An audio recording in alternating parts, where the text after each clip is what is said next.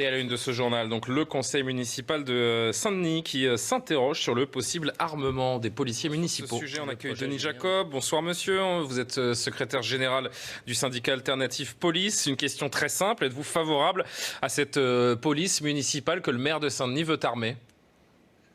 Bonsoir Julien Pasquet. Vous savez, la question de l'armement de la police municipale est un sujet complexe, polémique, qui ne date pas d'aujourd'hui. C'est un vieux serpent de mer et ce serait un peu trop simpliste de dire on est pour ou on est contre.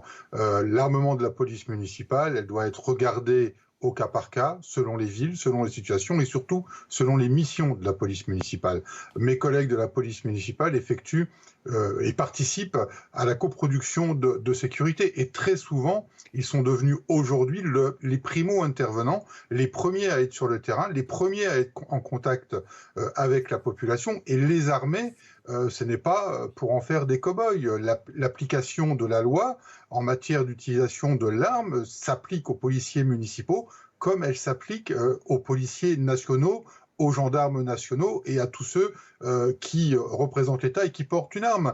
Donc ce débat, qu'il soit alimenté, c'est tout à fait normal, parce qu'on n'est pas habitué à voir des policiers municipaux armés, même si dans les grandes métropoles, notamment à Nice, ils le sont déjà. C'est aussi et avant tout pour assurer leur propre sécurité. On pourrait prendre quelques exemples malheureux, comme le drame qui est arrivé il y a quelques années dans le Val-de-Marne avec le décès d'Aurélie Fouquet. Et puis la police municipale travaille en partenariat partout en France avec la police nationale ou la gendarmerie nationale. Ce n'est pas choquant que l'on puisse envisager qu'elle soit armée, mais je me répète, tout dépend des missions qu'elle effectue et de la nécessité qu'il le soit. L'argument principal des opposants au réarmement ou à l'armement tout court d'ailleurs des municipaux à Saint-Denis, c'est, je cite, un risque d'escalade de la répression et la surenchère policière. Qu'est-ce qu'on répond à ces gens ?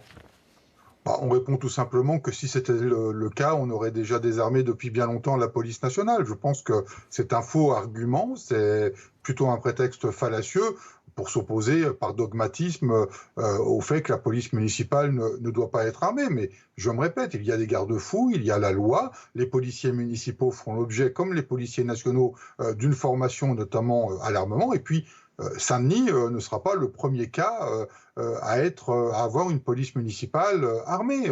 Ça existe déjà dans beaucoup de villes de France, donc je pense que c'est un faux procès qui est fait en prétextant cette escalade de la violence que de ne pas vouloir armer la police municipale de Saint-Denis. Si les faits de délinquance sont là et que les policiers municipaux font l'objet notamment d'attaques et autres, c'est tout à fait normal qu'aujourd'hui on puisse envisager qu'en cas de légitime défense, ils puissent riposter. Restez avec nous, s'il vous plaît, Denis Jacob. On voudrait vous faire réagir à un autre thème de l'actualité. Il concerne Elliot Jérôme Rodriguez, l'une des figures des Gilets jaunes qui a qualifié aujourd'hui la police de nazie. Gérald Darmanin a évidemment réagi. Oui, après une passe d'armes sur les réseaux sociaux, le ministre de l'Intérieur a déposé plainte. Le ministre qui souhaite clarifier les choses. Insulter la police, c'est insulter toute la République. Écoutez ces mots. Lorsque matinalement, sur les réseaux sociaux, nous voyons un manifestement professionnel et n'ayant pas vocation sans doute à soutenir simplement l'intérêt général. Lorsque je vois des gens qui vous insultent, qui salissent votre honneur et qui font des comparaisons ignobles, ils ne salissent pas simplement les policiers de la République, ils salissent toute la République. Et il n'y a pas deux paroles qui se valent entre celui qui conteste l'autorité et celui qui a l'autorité. Il y a d'abord l'autorité du policier. Par nature, par construction, par définition, sa parole vaut plus que celui qui n'est pas policier. Denis Jacob, Alternative Police va réagir par une plainte, pourquoi pas ? Alors tout d'abord, permettez-moi de saluer la démarche du ministre de l'Intérieur, parce que trop souvent, nous avions l'habitude de pousser un peu derrière, nous les syndicats de police, le ministre, à déposer plainte dans telle ou telle affaire. Et là, je salue l'initiative spontanée du ministre de l'Intérieur que d'attaquer Jérôme Rodriguez en justice. Permettez-moi, c'est pas dans mes habitudes de parler comme ça, mais de le dire, ces propos qui ont été tenus sur Twitter sont à vomir et c'est dégueulasse. Excusez-moi, mais je peux pas parler autrement.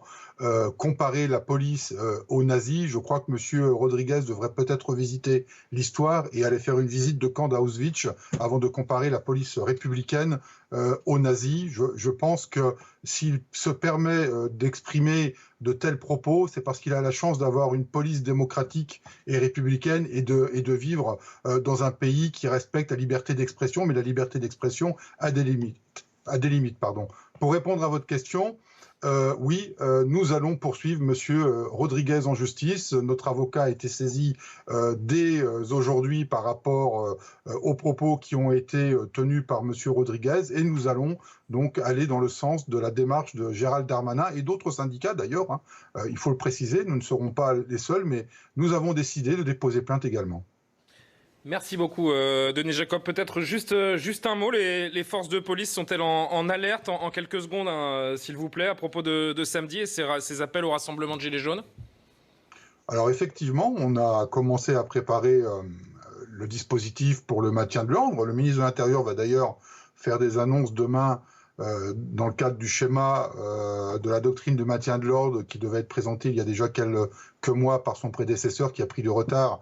Et donc, ce sera présenté demain et il y aura des annonces. J'ai déjà quelques informations sur ce sujet et notamment le fait qu'une de nos revendications portées par Alternative Police CFDT semble avoir été prise en compte et sera mise en œuvre dès samedi. Et c'est le principe de médiateur pour la désescalade de la violence avec un contact permanent avec les manifestants, avec les organisateurs, pour faire en sorte qu'il n'y ait pas de débordement. Merci de nous avoir répondu, Denis Jacob, secrétaire général Alternative Police.